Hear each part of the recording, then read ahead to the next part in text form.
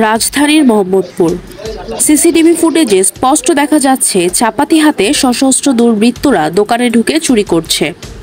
অন্যদিকে মোহাম্মদপুরের নবোদয় হাউজিং এলাকায়ও একই ধরনের ঘটনা ঘটেছে। একজন শিক্ষার্থীকে ধারালো অস্ত্র দেখিয়ে তার ব্যাগ ছিনিয়ে নেওয়া হয়েছে। এমনকি মোহাম্মদিয়া হাউজিং সোসাইটিতে প্রকাশ্যেই ঘটছে 12 লাখ টাকার ছিনতাই। এমন পরিস্থিতিতে এলাকাবাসী আতঙ্কের মধ্যে দিন কাটাচ্ছে। মোহাম্মদপুরের সাম্প্রতিক সময়ে ছিনতাইয়ের এই ঘটনা যেন নিত্যদিনের সাধারণ চিত্রে পরিণত হয়েছে। দিনে দুপুরে সংঘটিত হচ্ছে চুরি এবং ছিনতাই। স্থানীয়রা বলছেন এই ছিনতাইয়ের মূল কারণ কিশোর গ্যাং এবং প্রশাসনের অবহেলা। এখানে বেশ কিছু কিশোর গ্যাং আছে যারা বিভিন্ন অফেন্স করার পরও থানায় অভিযোগ দিয়েও কোনো ব্যবস্থা তারা আইন শৃঙ্খলা নেয়নি, পরিপূর্ণ যতটুকু নেওয়া দরকার ততটুকু নেয়নি।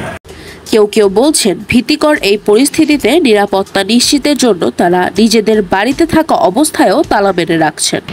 বহুত আতঙ্কে ছিলাম এখন একটু সুস্থ মোটামুটি। আমি এই সময় তালা দিয়ে রাখি, সবসময় বন্ধ করে রাখি। সন্ধ্যার পর ফাঁকা রাস্তায় চলাচল যেন এক প্রকার দুঃসাহসিক কাজ হয়ে দাঁড়িয়েছে। মোহাম্মদপুরের গলিগুলোতে কিশোর গ্যাং সদস্যরা নির্দ্বিধায় মানুষের ফোন, টাকা পয়সা ছিনিয়ে নিচ্ছে। অনেকেই অভিযোগ করছেন এলাকায় পর্যাপ্ত পুলিশি নজরদারি না থাকায় পরিস্থিতি ক্রমেই নিয়ন্ত্রণের বাইরে চলে যাচ্ছে এবং কিশোর গ্যাং সদস্যরা বেপরোয়া হয়ে উঠেছে। মোহাম্মদপুর এলাকার বর্তমান পরিস্থিতি দেখে বোঝা যাচ্ছে যে নিরাপত্তার অভাব এখানে অন্যতম সমস্যা হয়ে দাঁড়িয়েছে। এলাকাবাসীর প্রত্যাশা, প্রশাসনের দ্রুত পদক্ষেপ নেওয়া প্রয়োজন, যাতে সাধারণ জনগণ নির্বিঘ্নে তাদের দৈনন্দিন জীবনযাত্রায় ফিরে আসতে পারে। Samia Binti, campus TV, Ashulia, Savar, Dhaka.